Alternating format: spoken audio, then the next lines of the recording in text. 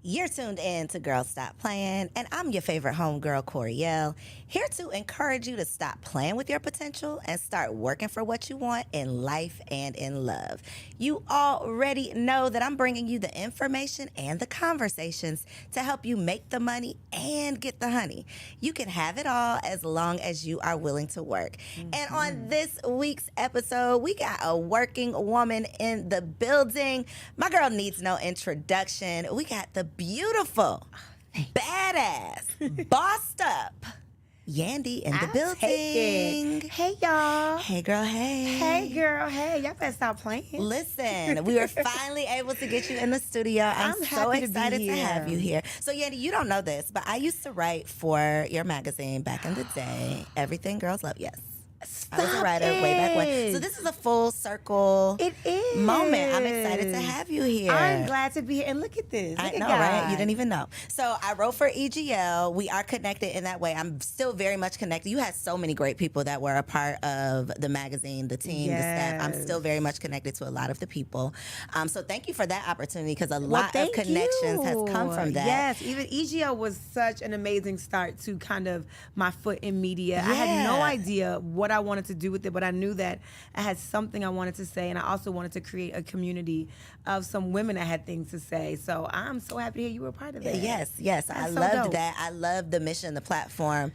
You recently had an event because you have relocated to Atlanta. So let's start there. When did you get to Atlanta? We came to Atlanta in 2020. Like, pandemic hit in March. June, my husband was like, we out. And the crazy thing is I came kicking and screaming. You didn't want to come? I didn't want to come. So New York, were you in New York still? Yes. New York to me is like you love it or you hate it. It's either I don't ever want to go there or I don't ever want to leave. Yes. What did you not, I feel, and I'm on the hated side. I feel like it's so hard. It's such a hard life, in my opinion. I've never lived there, but when I go, You never lived there. No, y'all That's got why. the bodega thing, the walk into the train, the riding of the train. So that's the easy thing for me. I would love to be able to come out my house, walk down a couple feet, and be at the bodega. Girl, it's not a couple I have to feet. get It'd in be a blocks and car. blocks. No, for me, Oh, because for I grew you. up in Okay, Harlem. okay. Literally, I walked out my building. Probably 15 steps was the supermarket. One step above next to that was the bodega. Then we had the Kennedy Fried Chicken. If I want to go to my girlfriend's house, I can walk a couple blocks. So I love just the convenience of being able to touch everything and everyone without having to drive. It's so funny. Perception is everything, right? Because your perception of your experience, you're the one that lived this experience, right? Your perception is so easy. My perception of someone who grew up in cities that didn't rely on public transportation, that you couldn't necessarily just get out and walk, it's like, oh my God, that seems so hard. I could just go get in my car. I can just drive down the street. So I think it's so cool to hear like the different Girl, 30 perceptions. pounds later, I wish I walked more. That part. And the crazy thing is when I went back to New York, I was like, babe, let's just take the train. Let's take the train. He was like, what? I'm like, I just want to take the train. He was like, all right, cool, let's take the train. We missed the train. Yeah, that's the life that you know. So do you go back often? So here's the thing. I thought that I would be going back every weekend. I was like, let me get a place. I was like, let's just get a condo so that we can go back all the time. How about now I kick and scream not to have to go back. I only go back to New York if I'm paid to go there. If I'm booked, that's it. If I'm not booked, I love my house in Atlanta. We've opened up several businesses here, so a lot of them thrive on the weekends, the restaurant, the skincare store. So I don't want to leave. And then the kids are in school during the week, so I'd be like, if y'all ain't paying me, I'm not going. Yeah. So you definitely picked a very like iconic, historic location here in Atlanta for both of your businesses. Yeah. You invited me to be a part of the festival that you just had, and when we pulled up, I'm like, man, me and my husband were literally walking up because we got lost at first, and we ended up like in the mall part. And so we're like, man, can you just imagine when this was like at its height, the underground Atlanta, when this was like buzzing, you know, when it was like the place to be, just the how historic the space is. So the fact that you came to the underground, you have two businesses right next door to each other, which is genius. You're literally able to take advantage of the location and you know using one another to leverage each other. What made you start skincare and restaurant? Were those things that you were already doing? What was What was the So I think any entrepreneur or any creator, when you create something, it's to solve a problem, right? So for me, Yale Skincare was created during a time where I had two things going on. I was suffering depression. I had never gone through depression and recognized it. And part of that recognition was how my skin and my body was behaving to what my mind was doing to me. So I had dark spots. I had acne breakouts. My nose was peeling. I just looked bad. This was my second season on the show, and I remember having to pop pimples because I didn't want to go on the show with the white heads, and I'm like, then it would be a dark mark. So I would put tons of makeup so that you guys wouldn't see it or notice what I was going through. And I just felt like I got to a point where I was tired of doing that. I was tired of looking like that.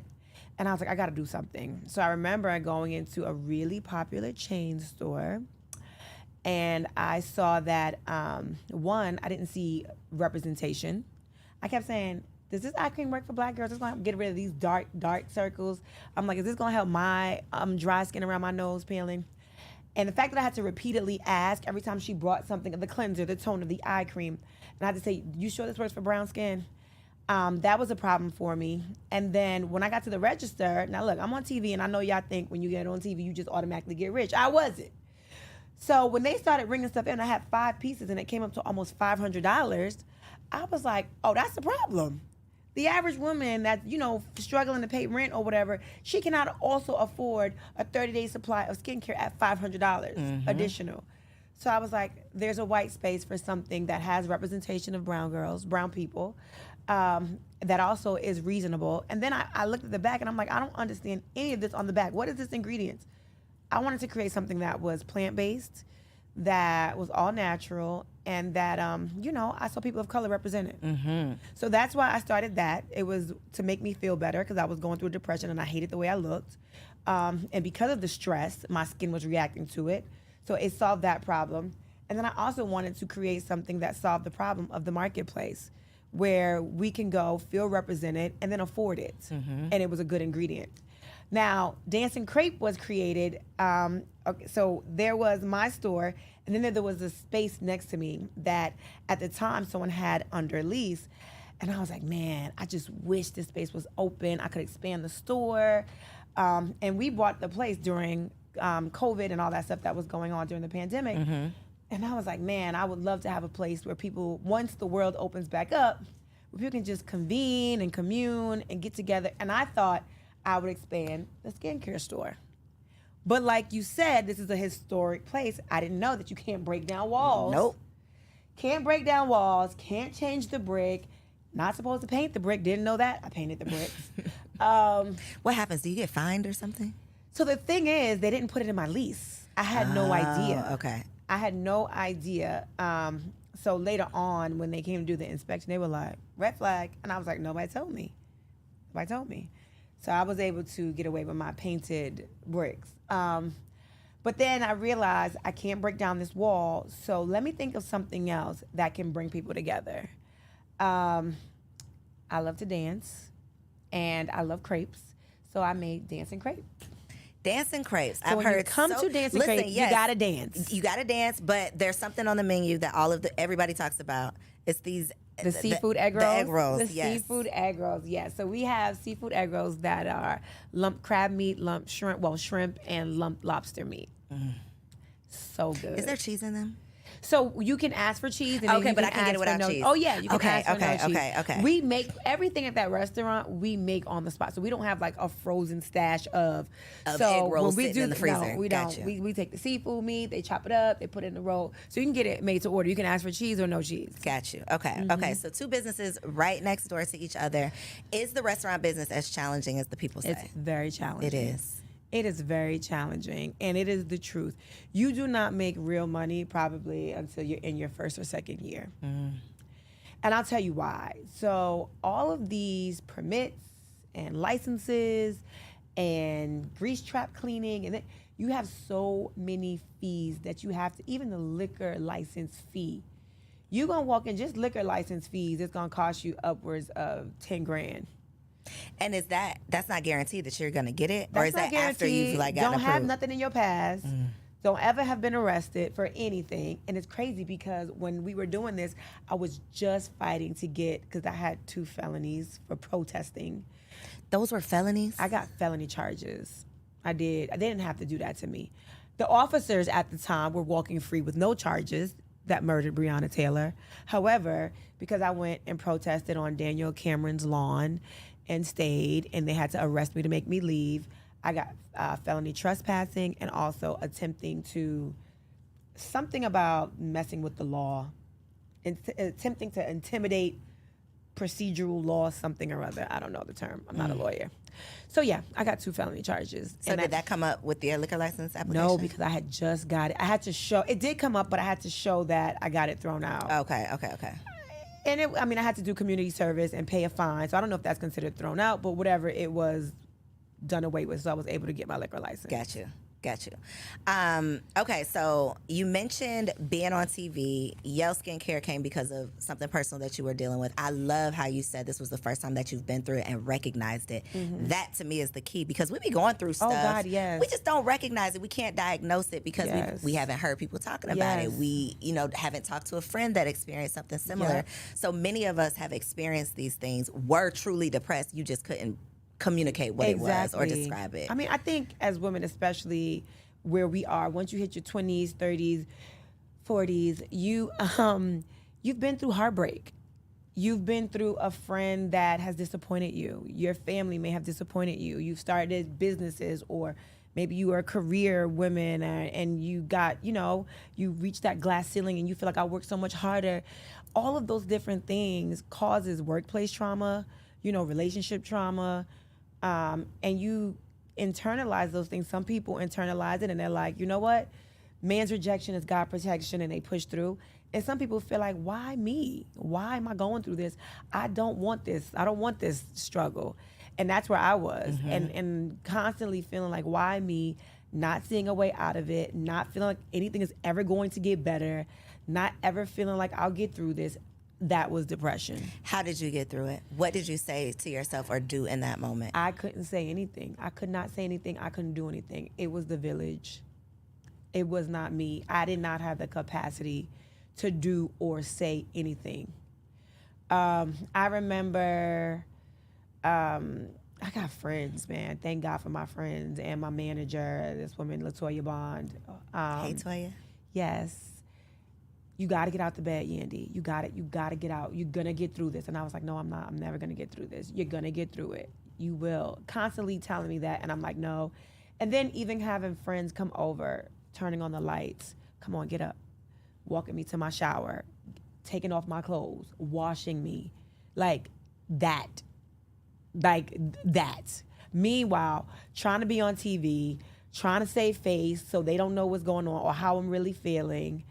And not even really being able to turn on the lights. And then on top of that, I had a newborn and I was breastfeeding. And when your body is not functioning right because your mind's not functioning right, you can't create milk. So that was another thing. I got a newborn and I'm not even able to do what I need to do for my newborn. There's no feeling like you can't feed your child. Ooh. That's, baby. That's looking in your baby's. I mean, there's no. I've never cried on this podcast, and today's not going to be the day. Yes. But there's no feeling like putting your breast in your child's mouth and nothing comes out. Oh my God. And knowing, and it's such a difference when I was able to. It's different that part. Like you sit there, and some people in the hospital, you're trying, and the doctors are like, it will come, don't worry. And some people just, it never happens. But when you know that this is the only way your baby knows how to eat, I've never given my baby formula at that point. My baby, of course, wasn't eating any food or, that's all my baby had to survive. And I didn't know. Why can't my body do this? That's a thing, and it is not talked about. It was, and that is what layered on top of whatever I was going through. And that was the ultimate. And then it just got to be like, I can't do that, right? Why, mommy? My mother lived, at that time, I lived in a condo. My mother lived 4 floors above me. I was like, Mommy, please. I can't do it. That is nothing worse than that feeling. Nothing worse. But having that support and being vulnerable enough, and I don't know if you vocal about what you were going through, but having people around you who, even if you're not vocal, they can see it on you. I wasn't vocal. They can smell it on you like, sis, no, something is wrong. I wasn't vocal, but it was the type of thing you couldn't hide, Mm-hmm. right? I remember my mom came downstairs and she was like, get up. And I was like, I can't. She's like, just get on your knees. You don't got to go far. Just get on your knees. You got to pray through this. And she kept saying, there will be tomorrow. There will be next year. This will be your tomorrow, and it will be something else for you to worry about. And I just could not see past that moment. And I remember her just making me get on my knees, grabbing my hands, and just pray. I couldn't even pray. I was so depressed, and she had to just pray over me and for me. How do you deal with that, and then do this? How do you do that and get in front of somebody's camera and be Yandy? I don't know who I was. I wasn't Yandy. Because there are moments when the cameras stop, and if I had to sit and talk to, I think at that time I was talking to Tara or talking to whomever, Kim or Juju, whoever I was talking to. Okay, and they're telling me about what they're going through, and I'm talking about some surfacey level, whatever I'm going through. And the minute they're like, okay, we have to reshift, I didn't want to talk. I didn't want to, and you could just see it just drain from me the minute the cameras went off. All right, okay, we're getting ready to go back in. Kind of pull it together. Okay. Yeah, and yesterday at that party, it was crazy. Oh my gosh, I can't believe such and such yelled or such and such threw that drink. Girl, oh my gosh, crazy. Cameras went down. And I would literally just walk off set. I didn't even say goodbyes. I take my mic off, get in the car, go home, take off my clothes, get my baby, and get in the bed. That's it. Almost as if like you were a shell of yourself. Yep. I just came to perform. And I think, I remember being young, having to go perform for school. I remember dealing with a parent that was addicted for a long time, and seeing things happening at home, knowing that I shouldn't see certain things, and just going to school and performing. So that came second nature to me, being able to just be like, I'm in school now, or I'm shooting now. But the minute I walked through my doors at home, or the minute I walked through my doors, later on when I got older, it was, okay, let me deal. So that was, it was somewhat easy because I had got used to doing things like that. Your coping mechanism. Yeah. Dealing with it however you knew how, but it wasn't the healthiest way because you weren't actually dealing with it. You were just kind of putting up with it. Putting you a were sweeping Band-Aid it under the over rug. it for a second. Yep. Putting on a perfect face. And I think there's so much riding on how you appear on these shows because people are so damn rude, mean, ugly, just mean-spirited. I can't imagine dealing with what you were dealing with internally, but then having to publicly deal with people's comments and opinions. Oh my gosh, and the comment was commenting. There was so many comments, so many. And for those that don't know, I'm talking about the time when my husband was on trial, and we publicly, I was going with him to the court cases. Amir was 2 months when the feds came. That's my son. When the feds came to my house, and as much as I wanted to hide it, I was on a whole freaking TV show.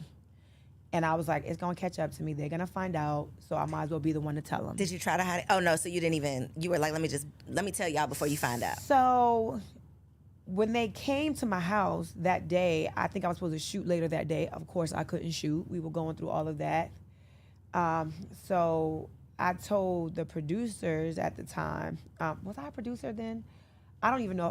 Can't even think back if I was still a producer at that time. But I remember talking to Mona, who at the time was like a partner, a mentor, a friend. She used to be my boss, but at this time, I had stopped working for her. And I told her what happened, and I was like, do not tell anyone at all. And she was like, okay, are we covering this on the show? I was like, no, we cannot cover this on the show. Did you feel some type of way if she asked you that? I didn't feel a type of way because that's my life. It was That's my what life it was. that was happening in the moment. And you sign up for these shows to show your real life. So I was just like, let me process, let me process all that's happening. This is my best friend, my man, the father of my new baby, dealing with this. And then I also knew that at that time I had EGL, which is Everything Girls Love. We were heavy in the mentoring young girl space. I had all these young women that were working for me or that looked up to me. And I was like, how do I put one foot in front of the other? And, I didn't know what the perception was going to be of me. When you are connected to someone that has to go through the justice system for any reason, there is a target. It's like the scarlet letters on you now too. So I didn't know what was going to happen. I didn't know, if the feds were going to look into, which they did. They looked into all my finances, the things that I owned. And I had no idea how things were going to play out. Even though I knew that I did everything by the book and I did everything right, I was at that time somewhat familiar with how this justice system works for people of color. And I didn't know, I was successful. I had been in the music business for a long time at that point, and I just didn't know how things were going to pan out for me. So I was like, no, you cannot follow this. Let me just process what I'm going through.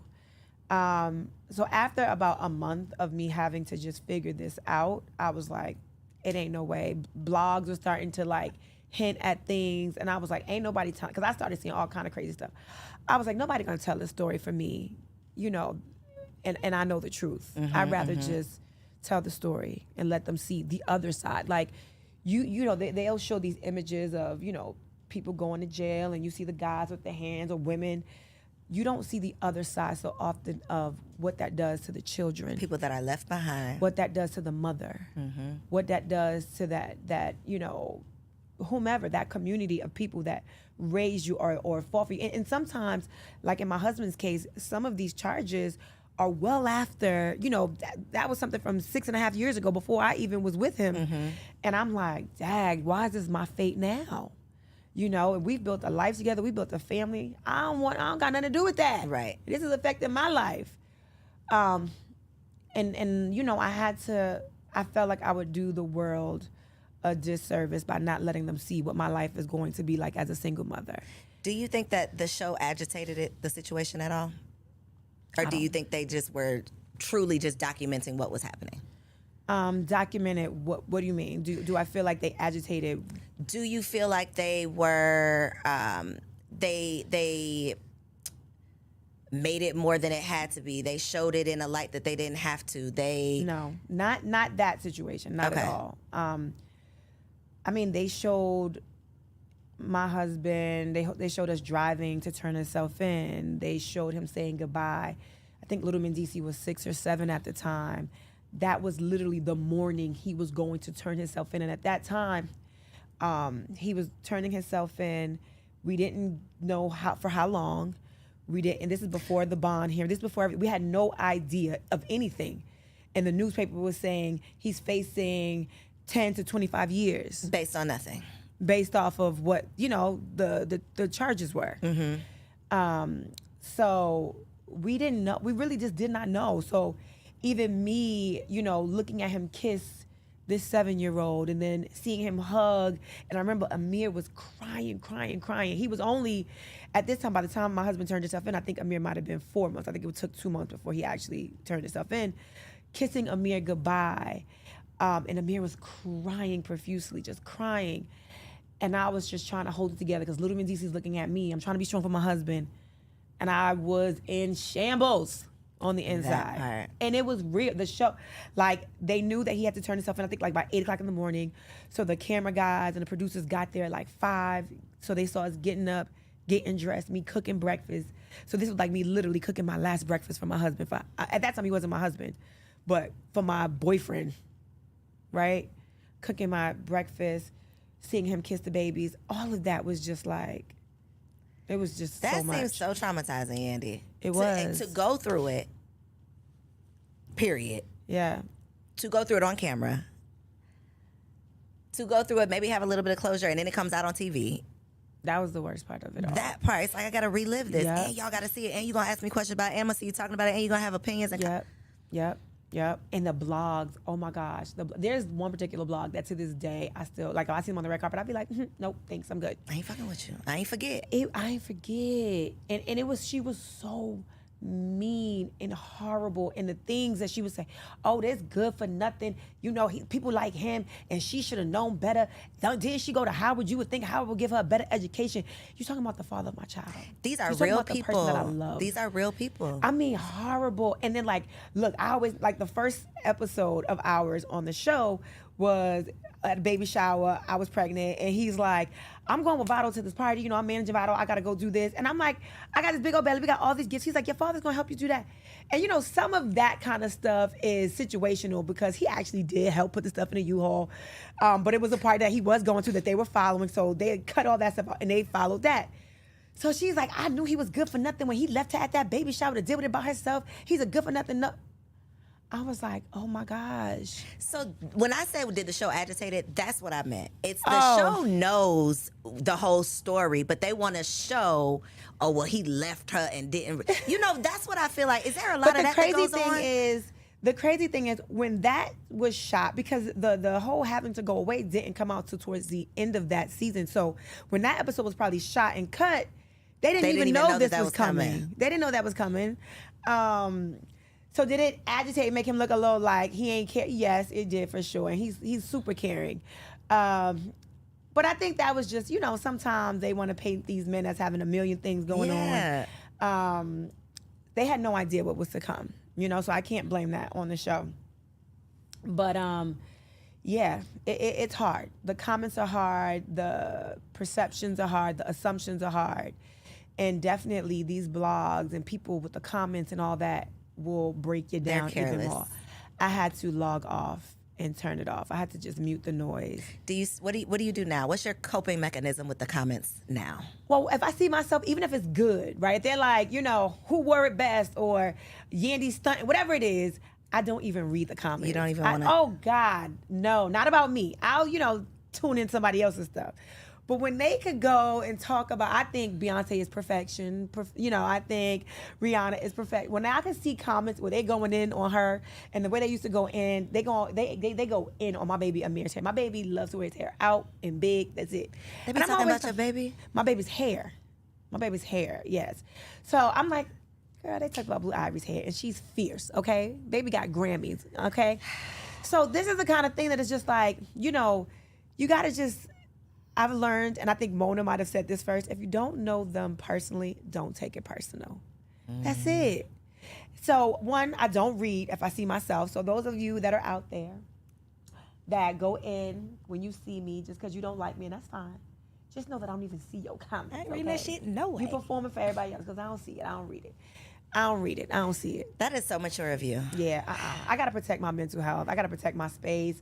I don't want to be thinking I'm ugly. She got a big nose. Her feet look ugly. And then, girl, tap on that profile because what? Man, where you get your contacts from?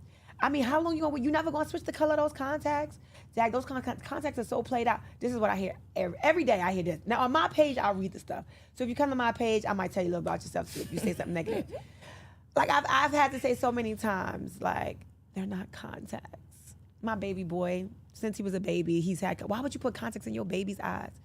My baby don't have contacts. So I guess when it's silly little things like that it's just like, this has no merit, then I could see you being like, girl, okay, I'm not even gonna worry about that. Right. Yeah, because y'all are just tripping, minding my business. When all of the things were coming down with Mendeeces, did you ever once, because y'all weren't married, was there ever a question of you holding him down while he was gone? Yes, every day. Every day. I didn't expect you to say that. You wanted me to lie? No, I didn't expect that to be your truth. Every day it was hard. It was hard going on those visits. It was hard going on those 5-hour drives after my club hostings or booking from here to there, speaking engagements, then driving because I wanted to make sure my baby saw him often, like on the weekends often. Valentine's days were super hard. My birthdays were hard. Christmases were hard. Halloween, how long was he gone in total? Trick-or-treating was hard. Collectively, like 5 years. Oof. Yandy. Yeah. Hard. And you out here in the free world having all of the opportunities. I saw his interview, Club Shay Shay. Oh, yes. Yes, Uncle Shay Shay. And he's like, yo, she out here living her best life, and I'm sitting up here locked up. My freedom is gone. And do believe he said that. At the time, in the moment. He's like, yo, what are you doing? Word. Oh, word? You want to Dubai with your friends? Oh, for real? All right, cool. What's the problem, sir? What's so were wrong? y'all butting heads, or you were? So he was serious about this. Yes. Were you like, the but bro, time. you want me to sit down like I did something? How were y'all navigating that space? And then you not going out here and wilding out, like you really staying committed to this process. Every week, I would say, I'm not gonna say every day. Every week there was a conversation. What would you like me to have been doing? What would you like me to have been doing? Do you want me to be miserable? What do you want? No, I want you to be happy, but I'm just saying, do you want me not to post it? Would that make you happy? Would you prefer me to cry? Would you prefer me to be on Instagram crying? Or should I show me being happy and living life the best I can? What do you want me to do for your children? What should they do? Should they see me crying? Should they see me upset? Should they see me sad? And he would get it, especially once I made it to that visit. It's all good once I'm on the visit. It's great, right? The visits were great. But when he had to see me living life or see me trying to cope with him being gone or cope with being a single mom, it was hard. It was hard. The kids. I always think about the kids. You toting the baby. I can imagine. 2 car seats. Girl, I got 2 car seats right now. Don't nobody know the struggle of 2 car seats. Imagine 2 car seats and grocery shopping. Oh, I know. It is my. Well, Yo, no, I'm not gonna say this now because my kids are good and healthy. But I literally would have to run upstairs with the 2 car seats, leave the babies in the house by themselves. Yeah, and go back down and get them groceries. Get the groceries, run back up. Yes. Those are the things. When you become a mom, you're like, how do you do these things? How do you live your life now? No, y'all wasn't gonna see that on Instagram, so y'all could talk about that too. That part. But it's real because some of y'all had to do it too. But y'all would have sat and judged me like, how could she do that? That 2-year-old could get out that car seat, got that 2-year-old locked up. He could take the new baby out, throw the baby up. You gotta do what you gotta do. You gotta do what you gotta do and pray. You gotta have faith. You gotta pray that God got your back. God protects babies and fools, and I done been both. Still am today. I be like, damn, I know I'm not a baby, so I must be a damn but fool. I am a baby to somebody. Right. Somebody out there, 100. God's I'm a baby baby. to them Thank too. you. Thank you. Did the people judge you? Did people expect you to not hold him down? Did people? Of course. Okay, not the people though. What about your people? What was your people's response? So my people, the main people, were like, why? They didn't Why get would it. you hold him down? Or Why would you put yourself, why would you sign up for this? Why would you continue? Why are you putting yourself through this? Why are you driving up there? Why are you dealing with those phone calls? Why? Why are you doing this? And my only answer was, I love him. It's the right thing to do. I didn't have like, the Bible said, that wasn't my thing. I loved him and I knew it was the right thing to do. Did love have a limit? If they would have said 15 and not 5, what was your limit? When I thought it was 1, it was too much. When I thought it was 5, I thought it was too much. When I thought it was 3, they gave him 8. And he did 5 of the 8. All of that was too much. It was too much. I ain't gonna sit here and say it wasn't too much. I look back and I think it was, I also, just like college for me, like, once I commit to something, and I say I'm going to do it, I felt like I wanted to do it. And then I also felt like this is a drop in the bucket. Like I committed a life to this man. This is a drop in the bucket of the life we have together. God willing, we live to our old age. This is a drop in the bucket. And I would have to tell myself all the time, this moment in time will not be my forever. And Lord knows I would have shot myself in the foot had I seen that man walk up, that fine ass man that I loved, walk out of them doors and go to somebody else, knowing I wanted him. I would have been mad at myself. Did y'all have conjugal visits? Nope. He was in the feds. What the Yandy, I got so many other questions. I'm gonna have to ask you later because what? Wait, 5 years? You find other ways to be intimate through phone. You just find other ways on visits. We could talk about that off camera. Okay, yeah, we'll talk about off camera. You find other ways. Okay, so there's other things that the people are doing. I was wondering because that seems pretty tough. And people are just, I consider myself to be a pretty private person, and I can just imagine, like, we judge ourselves. Yeah. Our people around us judge us, but to be judged publicly on a platform, on television, I can just imagine what it does, to your self-esteem. Yep. What would you say is the hardest part of living this life? Is it doing it under a microscope? I would say having to perform, although I told you before it came easy to put on a face when I was going through things, but my natural, I don't like to do my hair. I never do my nails. I rarely get my feet done. Thank God I have the man that I have, because he is like, baby, I love you natural. You ain't got to do none of that. Just make sure you shower every day, twice a day. I'm good. But he doesn't, makeup is not his thing. He loves my hair when it's in an afro. He don't care about my feet being, polished and all that stuff. Thank God, because that is the real me. If I could wear a t-shirt and sweatpants every day, I would. Yandy, you be so fly. I don't believe that. I'm telling you. You're forcing the fly? I am forcing the fly. It is not easy for me. Well, you look good doing it. Thank you. It's not easy for me, though. Like, it's so not easy. Like, I be having to, figure out, it's hard to figure out this and to match this and to this, that. So my hairstylist, Brian, who's also my best friend, he is also my pseudo stylist, because he be like, all right, Yandy, wear this with this. But he's a fashionista. So he be like, put this together. And thank God, he pretty much lives with me. So he just pulled the outfit out for me. That's what you're wearing today. I'd be like, come on, blessing. That's a blessing right there. He'll be like, do you have to do all of that for yourself for the show, or does the show do that for you? No. You're doing all of that on You're doing all that. All that. They'll send a makeup artist to you. That's it. They're not doing your hair. They ain't getting you no clothes, no wardrobe. None of that. None of it. And then I work for real, right? So I be at my store working. I can't do all this. I be at the restaurant running back and forth. So I got on my Uggs, or I got on some Crocs or something. I can't have no heels. Serving tables, walking back and forth. Sometimes I'm flipping chicken in the kitchen, making crepes. Sometimes I'm the DJ. Karaoke night, I'm the singer. Really working. I'm the host. I be working. So, yeah, I don't have time for the hair and the makeup and the nails and the this and the that.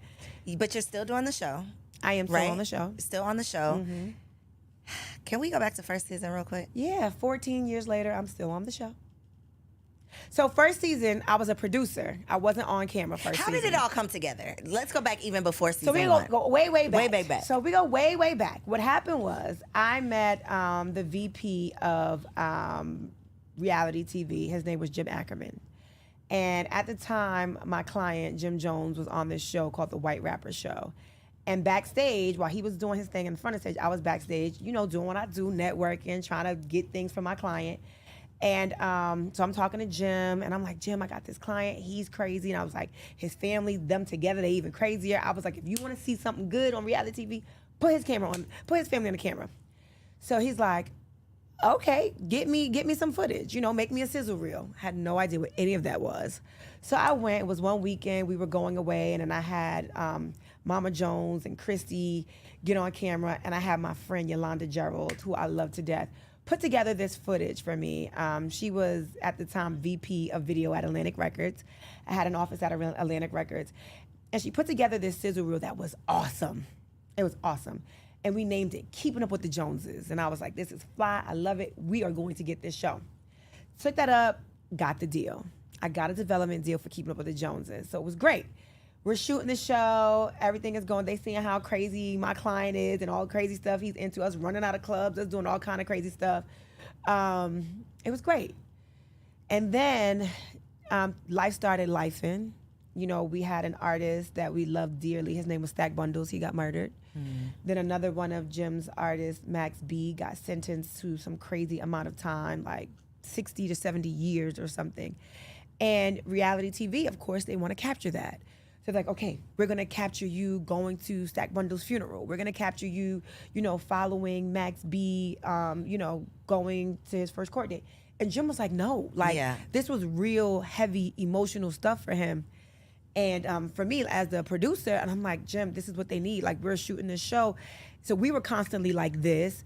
And he's like, you need to get these cameras out my face. And I'm like, this is what we signed up for.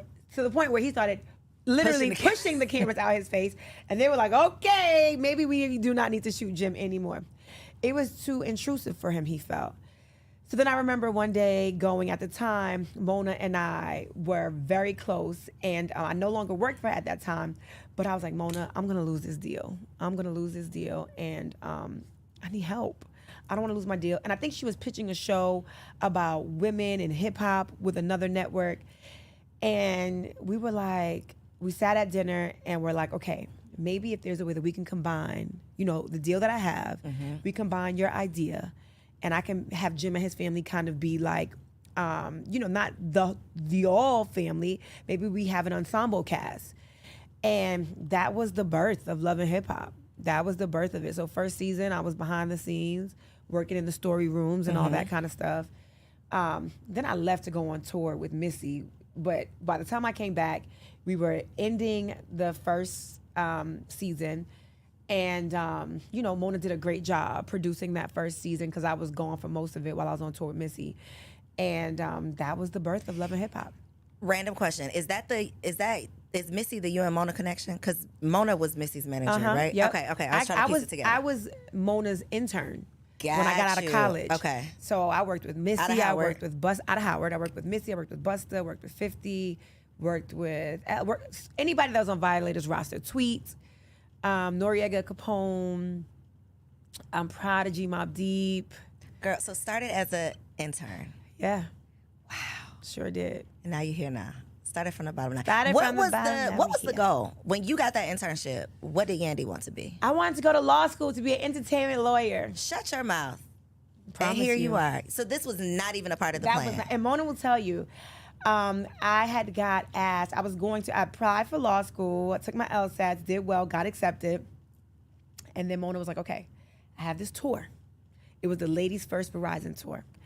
Now, well, you probably don't know because you're young, but that tour Am I young? Thank you. was Missy, Beyonce, Girl, Tamia. who am I not gonna know? Name somebody No, I'm I'm not just gonna saying know. you might not know that tour. Oh, okay. The tour. Okay. It was a. It I was was like, a I know huge, all of these people. It was a huge tour Okay. for women. I don't I even know don't that remember. there's You're been right. another tour Okay. like that. But it was Missy, Beyonce, Tamia, Alicia Keys. I want to say Little Mo did some dates as well, but it was a huge tour. It was amazing. And she's like, you know, you can go on this tour with me and help me out, or you can, because I was going to quit and go to law school and intern like on my free days. And I was like, baby, I'm going on tour. Opportunity of a lifetime. My mother was like, what? What do you mean? And I was like, you know, I said, instead of going to law school or grad school, I think this is my grad school over here. And I wasn't even really getting paid. I was getting paid $100 a week. Shut up. $100 a week, okay? $100 a week, and I was touring the world.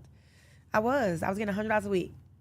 I think by the time I went on tour, I got per diem and then maybe $200 a week. But so those of you out there that want to know, do we grind? I was grinding. I ain't get here easy. So what was your first paid? Because that was like play. Where did it go from intern? From intern, I became like a junior. I became Mona's assistant. Okay. And I got a paycheck as her assistant. And then when I went on tour, that next time I went on tour, I was getting a percentage of the percentage. Got you. But that was good for me. Got you. I was a cut happy. of the cut of the cut. Okay. A cut of the cut of the cut. So this Yandy, naming lights, was not part of the vision. Was wife and mother always a part of the vision? Wife, yes.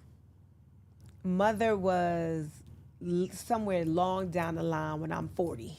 Got you. So that I was was like not in a rush to be- one day, but not a today. A one day, but not a today. Not even a wife. One day, not today. Because I was so excited. By the time I started getting my own management clients, like my first client was Jim Jones, right? And then I started doing so many other artists. And I was like, I was on tour with him sometimes 3 months, 2 months, 6 months. You know, my life was not my life. So waking up, trying to make sure he's good, making sure the businesses were good. Then I was working at Atlantic Records. I had no time to think about being a real girlfriend.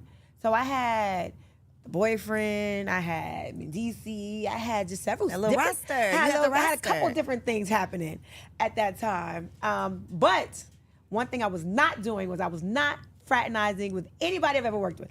When I started first season, people was like, yeah, I know you and Chrissy got it going on because you mess with Jim. When I tell you me and Jim ain't even hug, like, it was so, our relationship was like real bro, like we was bros, right? It was nothing. Like, we didn't even look at each other like that in no possible way to even be like, come here, let me hug you. It was like, So get out of here. I definitely want to ask if y'all really had beef, or was that like a reality beef? Gemini? No, you and Chrissy. So the crazy thing is, the way it started was her saying, let's act like we got beef.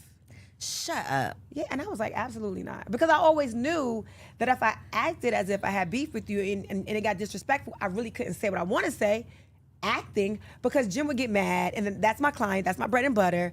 So I was like, this acting is going to be one way, because you're going to be able to say what you want to say to me, and then... I'm going to take it. I'm going to have to just take it. I'm going to have to eat that. And that's not my personality. So I'm like, nah, I'm good. And I'm silly, right? So my personality is to be silly. So I think when the opportunity came for like little things, like, here's a mother-in-law book, like get along with your mom. I didn't think that was bad. I'm like, here, I want you and Mama Jones was my girl. So I was like, I want y'all to be good. And then when the song came on that Mama Jones made, I was like, I thought that was funny. I'm thinking she gonna laugh because we was laughing all the time. She did not laugh. She ain't laugh. She ain't find it So that funny. was real beef. Okay. It But became the crazy real beef. thing is that was the same day she said to me, let's act like we got beef. So it kind of, I don't think it would have been beef if I wasn't like, I'm not doing that. I thought it looked like an avenue for her to act like she was mad at something. Because we used to play all the time and snap on each other, be silly with each other, just not on TV. Right. So I was like, girl, my whole attitude all the time was like, girl, you're not really serious. You really mad? You mad? And then when the cameras would go down, I'm like, you acting or you mad? What you doing? And was she mad? It was like, let me just keep this up because I already said I'm not doing it for real. So it was like, let me act like I'm mad. And then it turned into a real thing. Like, now we really beefing. Oh, you mad. Interesting. It got interesting. This is my last reality TV question, because I feel like we always see what we see, but then we always hear like the residual effects of real life that reality TV has. Have you experienced any real life, I guess, challenges as a direct effect of you being on reality TV? Like your real relationships? I would say yes and no. And the reason why I say yes is because I think real relationships, you cannot break those with money. You can't break those with, I made a mistake and I said that. You can't break those with slip-ups. Like, you work through it in real relationships. I'm going to work through, I have friends that I've had since elementary school, the majority. Like, I don't lose friends. In TV, I lost somebody that was dear to me because it was TV time. And I thought it was real, but when you don't perform the same way, like I'm not able to, get you these deals, or I'm not able to get you back on the show because, they're no longer interested, or I'm not able to, like, when I wasn't able to perform in a way that suited our friendship, then I was no longer needed. And my heart was broken. I couldn't believe. So then it was again, well, let me act like I got beef with you. And I'm like, I don't want to do this with you. I love you. I don't want to have beef with you because this beef, you know how they say the thin line between love and hate? That was that for me. Like, I really love you. Like, I love your children. I love your husband. I love you. So if we beef, I'm going to hate you because I love you. So that broke my heart. That broke my heart. And I realized, as I matured, and I'm like, that wasn't a friendship. It was one-sided. It was one-sided. So this whole conversation of adult friendships has just come up. And that what you just said is what I feel like is on the backside of any friend breakup. It's like, well, you start doing the math and you start thinking back, rolling down memory lane, and then you like, wait, I were was doing we this? Really friends? I was also doing this. I was also making sure this happened. I was also making sure this didn't happen. And then I look back like, wait a minute. I never got protected in this. No one ever came to my rescue when this was happening. I was never, made sure that the secrets were kept secret. It was like everything was fair game when it came to me for the sake of TV, for the sake of, let me make sure my spot is secure. And when that spot wasn't secure, it was like, now I'm going to come for you because that's going to get my spot back. If I act like I don't like you, now I'm back on TV. Or now so it was like, yo, you really took it that far? And that's when I realized, like, we really not friends. All this time I was loving you. I'm a damn fool. I've had plenty of those moments. I was loving you. You was busy. That. It was that. And that is as painful. Well, I don't want to say as painful because people deal with things differently, but that can be as painful as a romantic relationship. Yeah. And sometimes more painful depending on, the history, it was how much of my painful. business you know. It was painful. The things we've been through together, all of those things. Yep. It's tough. It was. Another thing that's really tough that I can relate so much to you with. We did the sesh. Shout out to Pinky. Hey, Shout girl. out to Pinky. One of the things that came up in the conversation was like mom guilt. Was running around town, doing all of the things, going after our goals, being these superheroes, and struggling to not beat ourselves down for the way that we mother. Yeah. How has your experience been managing? Because I think balance is like bullshit. I don't really think that exists. sure. But managing all of the things, Yeah. having to show up and be the Yandy that so many people need, but then also finding time to be the mom that your children need. Yeah. I had to just relinquish the thoughts and fight my brain on the whole mommy guilt idea. Balancing is a lie. It's a myth. It doesn't exist. Prioritizing exists. Being deliberate with your time and intentional with your time exists. And that's what I had to do. I had to just really be intentional with the conversations I have with my children. Listen, I gotta go away. But I'm going away to do this, that, and the third, because you wanna go to that camp, right? You wanna make sure you go to acting school, and you wanna be in football, and mommy and daddy have to work if that's what's going to happen. And then if you have questions about mommy's work, you can come with me. You can travel with me, but you're gonna have to sit and be good. I put up a post the other day. I was like, Amir, I'm gonna take you with me to work, because he has so many questions about why I can't do this and why I can't bring him here and why I can't run around with him and his friends, take him to the swimming pool. I said, you're gonna come with me to work so you can see why. I took him to the Yale store. From the Yale store, we went to the restaurant. I had him serving tables with me. From there, I had a speaking engagement, had to get in hair and makeup. I went, shout out to E.T. Thomas. I went to the hip hop preacher. He had me booked, and Amir came with me there. And then from there, we had to go back to the restaurant because it was packed. And he came home like, Mommy, please just leave me alone Whoa for the out. day. Whoa out. Laid on the couch like I can't do anything more. And I said, well, welcome to my life. So you know, when I get home at night and you're like, Mom, can you come play the video game with me? Mom, I need you to, Mom, can you wash my hair? And I'm like, this is why sometimes I'm like, Mom, I mean, I could do one thing. Pick one. I got 40% of me left. You got it. What you want it to be. It's the one thing. Because then you also need dinner. So I had to just realize that mommy guilt is something that's going to hold me back from doing the things that I need to do to be able to take care of the kids. From doing the things that I need to do to be able to do to take care of myself mentally. Because I got to do it at this point. I done signed up for it. I done committed myself to it. I got to do it. So I just tried to infuse my home life, my children, my husband, into everything that I have going on. Give them some buy-in, I think. Because I think a lot of times when you leave the house, especially for kids, they have literally no clue what you do when you walk out that door. They think you out there playing. Yeah. You're out there having fun without do. them. Oh, they do. And it's like, no, this is how this exists. Mommy has to leave this house to go do something. But I think it's such an important conversation to have, because postpartum, mom guilt, I mean, just superwoman syndrome, so many things that we deal with, but we just deal with it. Yeah. And it's like, I'm the only one dealing with it. It's like, no, we're all going through these things. Yeah. I always say, like, motherhood is like that hood that it's like, I see you. Mm-hmm. I get it. Yeah. If don't nobody else get it, a mama is going to get it. Yep. So you going to feel me when I say, my son be acting bad and embarrassing me in these streets. Ooh. What do I do? Yandy, what do I do? They really just want to do it when people around. They do. When it's me and him, I'm he like, be you was alright. cool in the car. The minute you gotta- people get around, child. let me What tell do you do? Do your something. kids embarrass you? Oh, when I told you I took Amir to that conference I had, now this is the #1 speakers in the nation, right? I said, Amir, when we get in there, I got to give him a talk in the car. Mom, I got to bring my football. You're not going to be able to play your football. In the video, you will see him walking with his football. I said, Amir, we're going to a conference. It's in a theater. Well, I'm going to be bored, so I need to throw my football at least up in the air. I'm like, just don't hit anything. If you got to bring football, but be good. And make sure you greet everybody. Make sure you say hi. And then just go like this with your football. Sit there and be quiet. Okay, soon as we get in. I'm like, Amir, you're going to break something. Well, you said I could throw it. No, I said go like this. Throw it to your hands, your hands. These hands right here. And then we get to the back. The people are like, hey, you guys need anything? I'm like, no, I'm good, just water. Yes, I do. I would like he had a Gatorade. Do you guys have Doritos, but not the regular Doritos, the Doritos that's blue, the Taínos? I don't even know what it's called. I'm like, Amir, they don't have that here. And they're like, well, I can run out and get it. No, you can't. No, Amir, just be quiet. He had a whole rider of things he needed.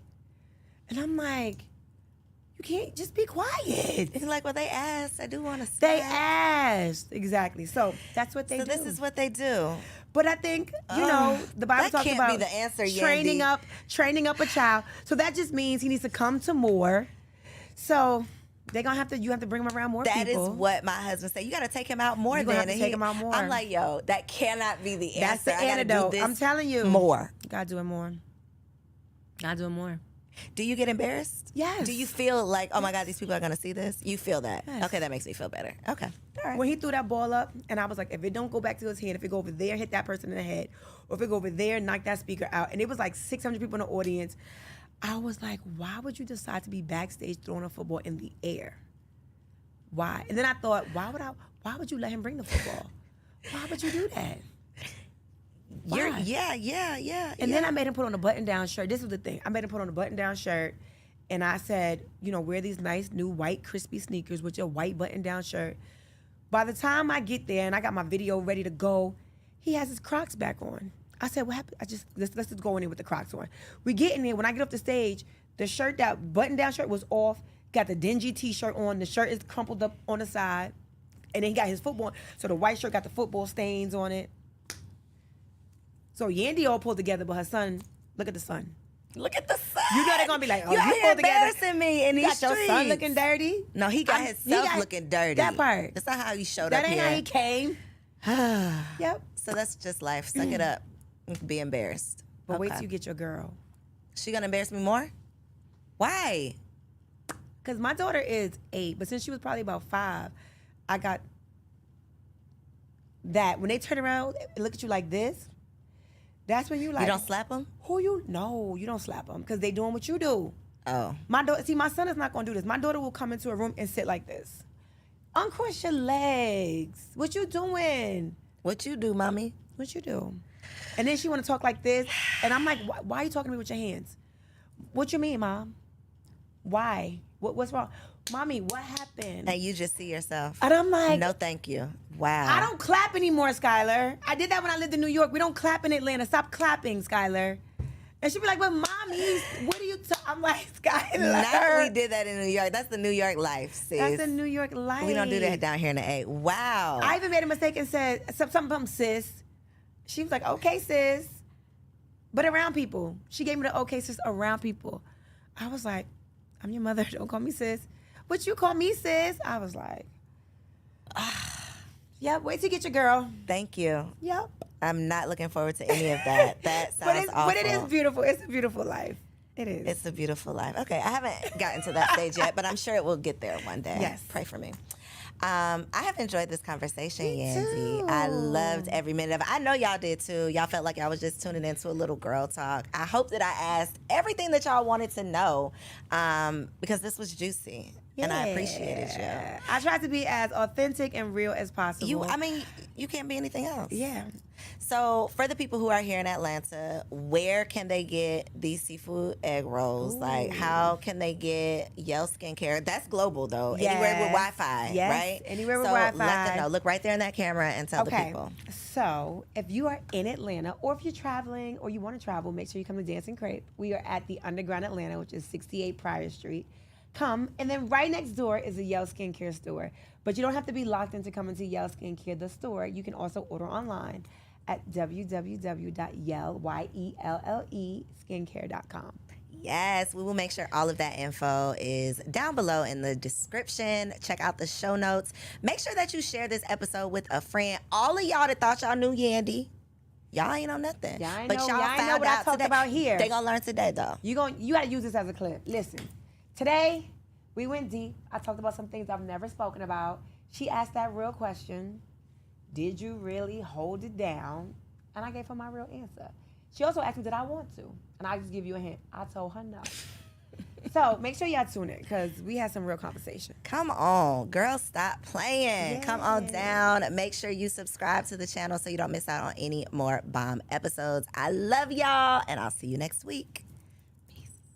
If you enjoyed that episode, make sure you subscribe to the channel so you don't miss out on any upcoming content. And take it a step further and go ahead and join our private community over on Patreon because it comes with some pretty bomb perks, including early and discounted access to our upcoming events, behind the scene exclusives with some of your favorite guests, the opportunity to call in on an upcoming show, the chance to vote on topics and guests for brand new shows, and I'm even giving you unlimited access to my vault of business classes where I'm teaching you everything from Airbnb to developing digital products and everything in between. And you can get access to our Patreon for as little as $5 a month, okay? Get in where you fit in, and I'll see you on the inside.